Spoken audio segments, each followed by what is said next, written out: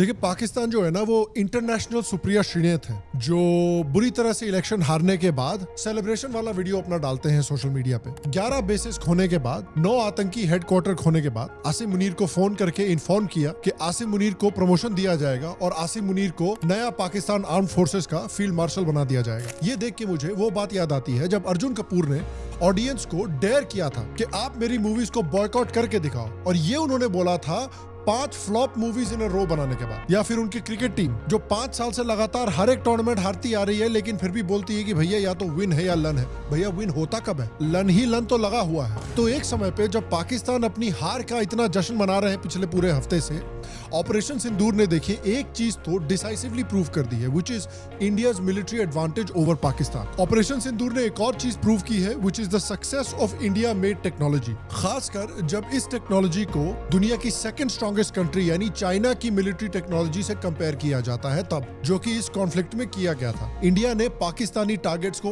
Eight will strike किया है।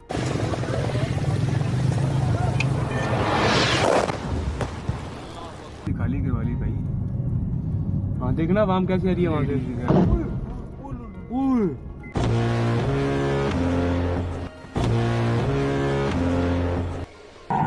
If it does happen, then we're going to track that very closely. There is Meanwhile, Pakistan की जो armed forces हैं, What guideline that the Pakistan Air Force air defense system is pretty capable of handling high speed, long range vectors, even hypersonic weapons. So this should be pretty comforting to everybody inside Pakistan. Pakistan armed forces that was with the armed forces, and the armed forces and the people of Pakistan.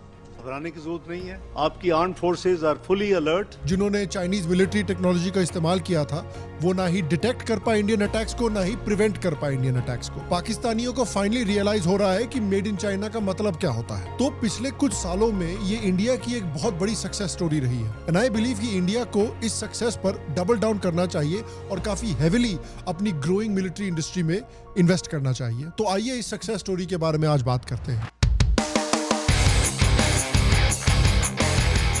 Hello शाम Sharma show के इस episode में आपका बहुत बहुत स्वागत है। मैं हूं सेकुलरिज्म का सीईओ शाम शर्मा, और आप सबको एक सेकंड प्रणाम। तो देखिए, ऑपरेशन सिंदूर में इंडियन आर्मी ने ना सिर्फ अपनी आर्टिलरी की, बल्कि अपनी मिलिट्री टेक्नोलॉजी की भी बहुत सक्सेसफुल टेस्टिंग की है। ऑब्वियसली जो हेडलाइंस है वो इंडिया के राफेल प्लेन ले जा रहे हैं, क्योंकि उनकी मदद से इंडिया ने डायरेक्टली पाकिस्तान के अंदर घुस के ना सिर्फ लाइन ऑफ एक्चुअल कंट्रोल को क्रॉस करके, बल्कि जो एक्चुअल इंटरनेशनल बॉर्डर है इंडिया और पाकिस्तान के बीच में, उसको भी क्रॉस करके पाकिस्तान के अंदर जाकर स्ट्राइक किया है इतनी सक्सेसफुली। राफेल ने अपने आउटस्टैंडिंग लोड कैरिंग कैपेसिटीज और एडवांस मिशन सिस्टम्स की मदद से एयर टू एयर और एयर टू ग्राउंड दोनों तरीके से बहुत सक्सेसफुल स्ट्राइक्स कंडक्ट की हैं। इंडिया ने राफेल की स्कैल्प मिसाइल्स की मदद से जैश ए मोहम्मद और लश्कर-ए-तैयबा जैसे आतंकी ग्रुप्स के 9 कैंप्स को मिट्टी में मिला दिया। तो राफेल की डिस्ट्रक्टिव कैपेबिलिटीज तो हमने देखी ही नहीं, लेकिन हमने ये भी देखा कि डॉग फाइट करने के बाद भी राफेल बहुत सक्सेसफुली इंडिया वापस भी आ गया। और वो इसलिए होता है कि राफेल के पास advance 360 degree threat detection system भी है, जिसकी मदद से राफेल अपने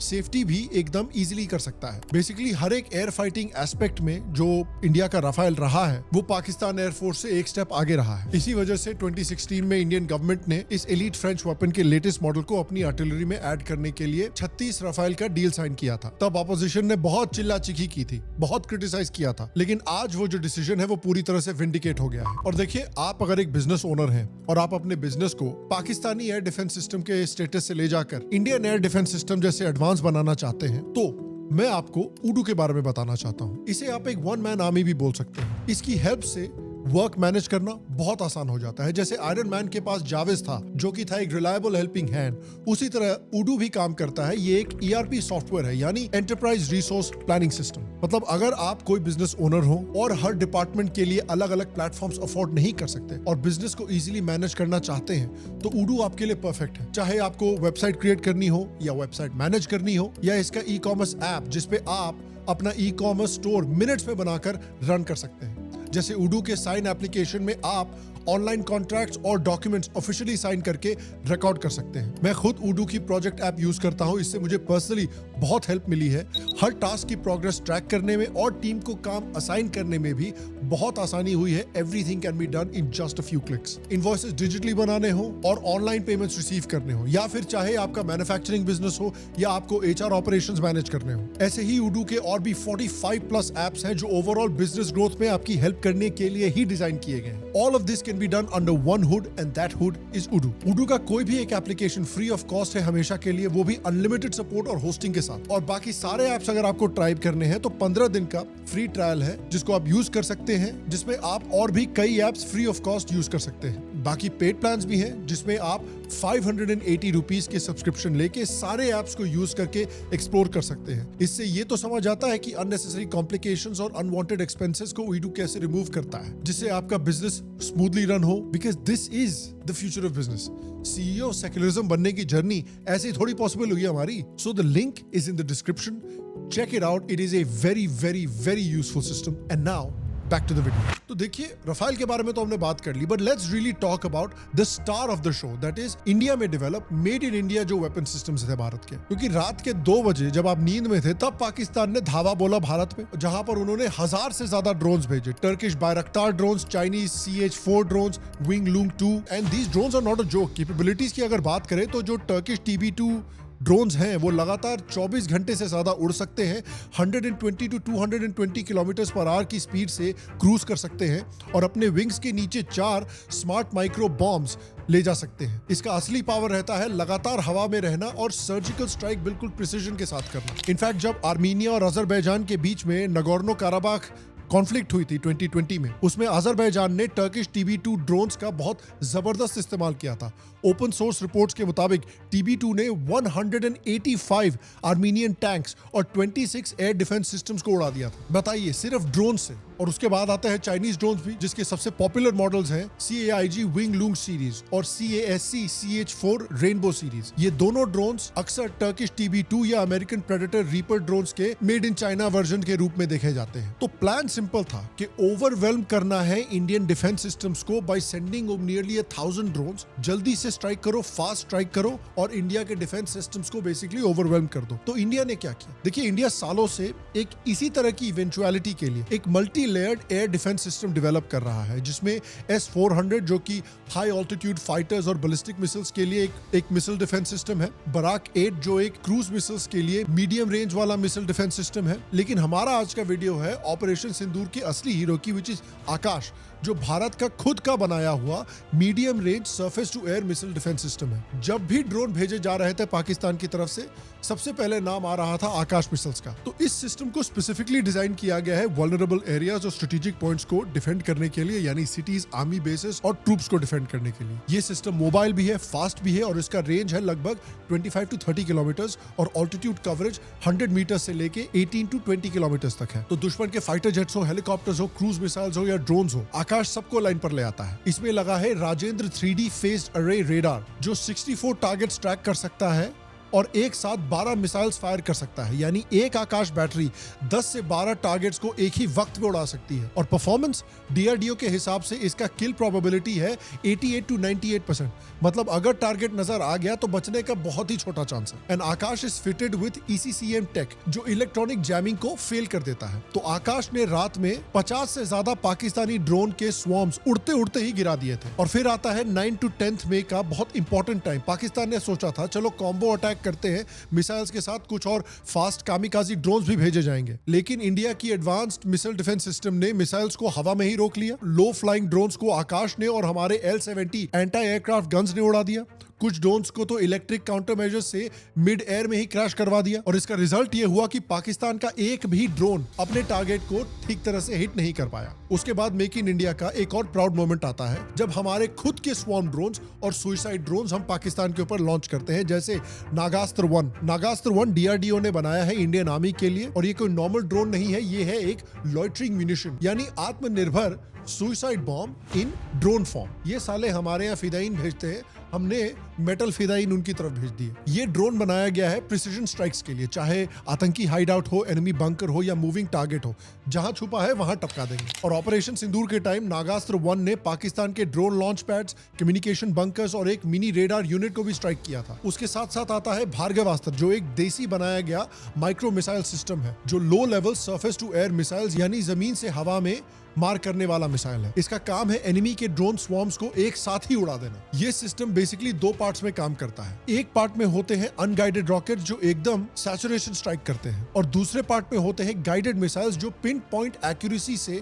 टारगेट को उड़ा देते हैं। इसका इफेक्टिव रेंज है लगभग 2.5 किलोमीटर तक, और नियरली 1000 ड्रोन्स पाकिस्तान ने भेजे और नियरली 1000 ड्रोन्स पाकिस्तान के गिरा दिए गए। तो जो चाइनीज और टर्किश ड्रोन्स पाकिस्तान के लिए गेम चेंजर साबित होने वाले थे, इंडिया ने उनका गेम ओवर कर दिया। तो बेसिकली ऑपरेशन सिंदूर के बाद पाकिस्तानियों को क्या मिला? तंबूरा। उसके अलावा उनको 11 एयर बेसेस गए, 9 आतंकी हेडक्वार्टर्स गए, ऑलमोस्ट 1000 ड्रोन्स जो इन्होंने लोन ले लेके खरीदे थे पाकिस्तान से और टर्की से, वो भी गए।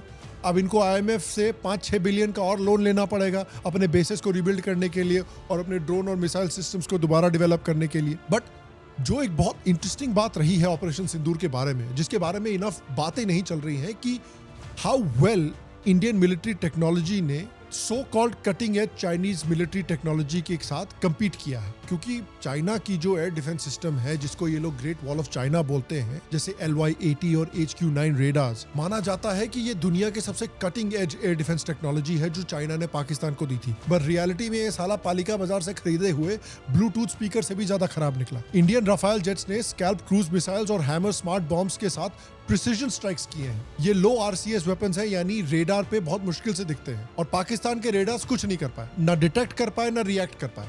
चाइनीज रेडार्स ने या तो इन मिसाइल्स को देखा ही नहीं, और अगर देखा तो बहुत लेट देखा और टाइम पे रिएक्ट नहीं कर पाए। बेसिकली चाइना ने पाकिस्तान को चूना लगा दिया, साला $3-4 बिलियन लेके बच्चों का झुंझुना रेडार बोल के इनको पकड़ा दिया है। इनफैक्ट इंडिया ने एक बहुत स्मार्ट स्ट्रेटेजी भी यूज की थी चाइनीज रेडार्स को फूल करने के लिए। हमारे आर्म फोर्सेस ने डमी फाइटर जेट्स पाकिस्तान की तरफ भेजे, रेडार्स एक्टिव हुए, मिसाइल्स फायर हुई, लेकिन असली टारगेट कहीं और था। हमारे आर्म फोर्सेस ने डमी फाइटर जेट्स पाकिस्तान की तरफ भेजे, रेडार्स एक्टिव हुए, मिसाइल्स फायर हुई, लेकिन असली टारगेट कहीं और था। और इस डमी प्लेन को भेज के इंडिया को उनके एयर डिफेंसेस के बारे में और उनके एयर डिफेंसेस में गैप्स के बारे में समझ आ गया। और फिर इंडिया ने इजरायली हैरॉप ड्रोन्स भेजे और उनका एयर डिफेंस सिस्टम न्यूट्रलाइज कर दिया। आगे हमने made in India 15 BrahMos missiles launch किए पाकिस्तान एयरफोर्स के 11 बेसिस पे, और उसका रिजल्ट ये हुआ, air defences jam, basis disabled और पाकिस्तान की एयरफोर्स ग्राउंडेड। जो मिसाइल्स इंडिया ने यूज किए, ब्रह्मोस और आकाश, उनको टेस्ट किया गया था चंडीपुर टेस्ट रेंज में। उसी टेस्ट का प्रिसीजन हमें बैटलफील्ड पर दिखा है। ब्रह्मोस ने 1 मीटर की एक्यूरेसी से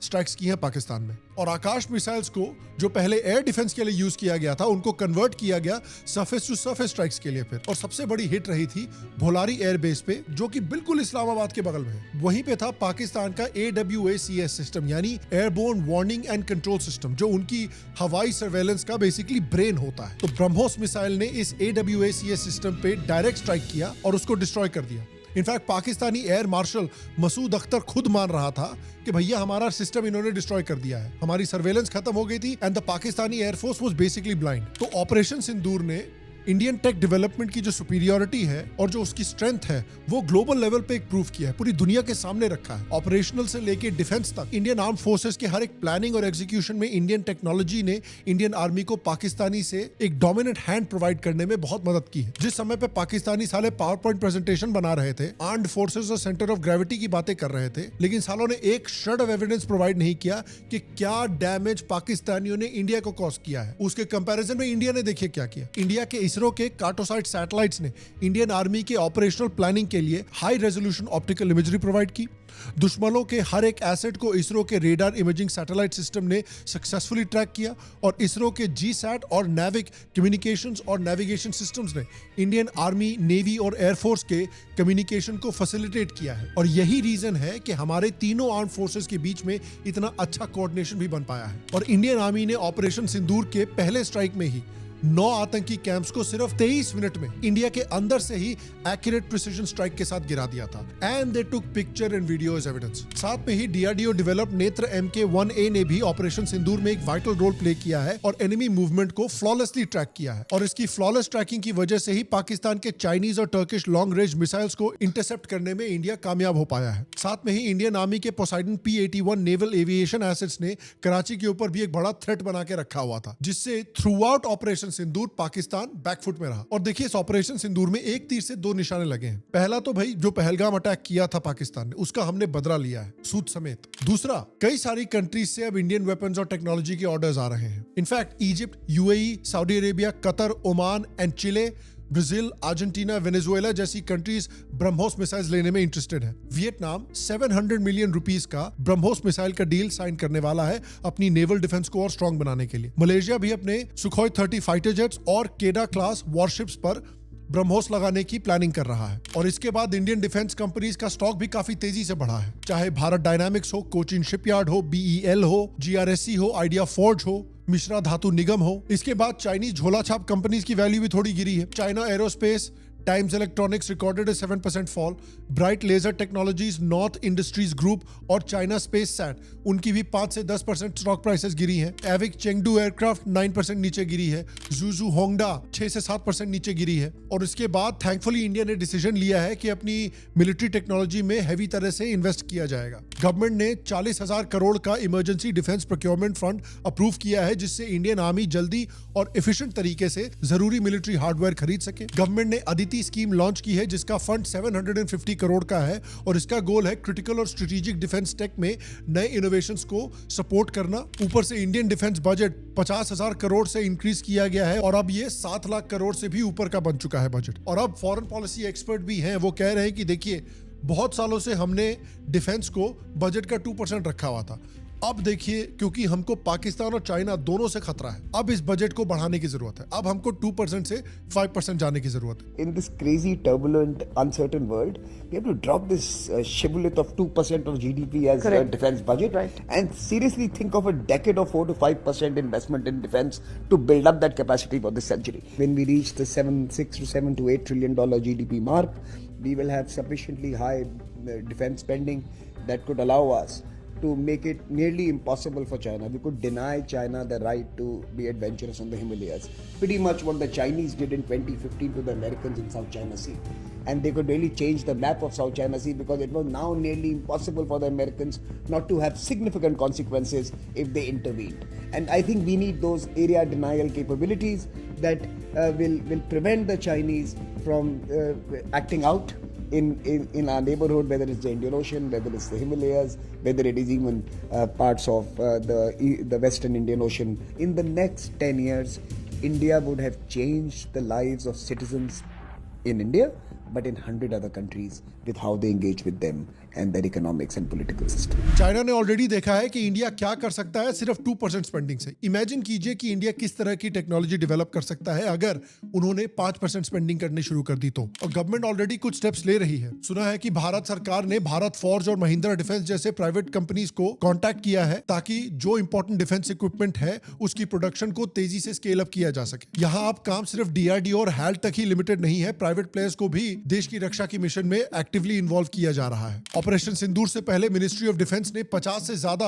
स्टार्टअप्स और MSMEs के साथ मीटिंग की थी। डिस्कशन का फोकस था कटिंग एज टेक्नोलॉजीज जैसे space tech, quantum computing, electronic warfare, drones, AIML, radar systems, cyber security और एडवांस मटेरियल्स को डेवलप करना। दिक्कत अनफॉर्चुनेटली ये रही है कि स्टार्टअप्स को अभी भी काफी रोड ब्लॉक्स फेस करनी पड़ रही हैं, जैसे फंडिंग का एक्सेस, कॉम्प्लिकेटेड रेगुलेटरी प्रोसेसेस, एक ऐसा डिफेंस इकोसिस्टम जहां पुराने एस्टैब्लिश्ड प्लेयर्स ही डोमिनेट करते हैं और बैरियर्स टू एंट्री बहुत ज्यादा हैं। तो सरकार को जरूरी है कि अब हमने देखा है कि यार इंडिजिनस प्रोडक्शन कितना सक्सेसफुल हो सकता है, तो इन बैरियर्स ऑफ एंट्री को हटाने की जरूरत है, फंडिंग को और एक्सेसिबल बनाने की जरूरत है। तो एक लिटरली एक्सप्लोजन हो सकता है इंडिजिनस डिफेंस डेवलपमेंट में। और ऐसे इनोवेशन और मैन्युफैक्चरिंग के साथ चाइना भी 2 बार साला सोचेगा इंडिया से पंगा लेने के पहले। पर मैं आपसे पूछना चाहता हूं कि आपको क्या लगता है कि इंडिया को डिफेंस स्पेंडिंग 2% से बढ़ाकर कहां ले जानी चाहिए? 3%, 4%, 5% कितनी बढ़ानी चाहिए? और इंडिया में प्राइवेट डिफेंस मैन्युफैक्चरिंग को और सक्सेसफुल बनाने के लिए क्या specific steps government of India ले सकती है, नीचे कमेंट सेक्शन में मुझे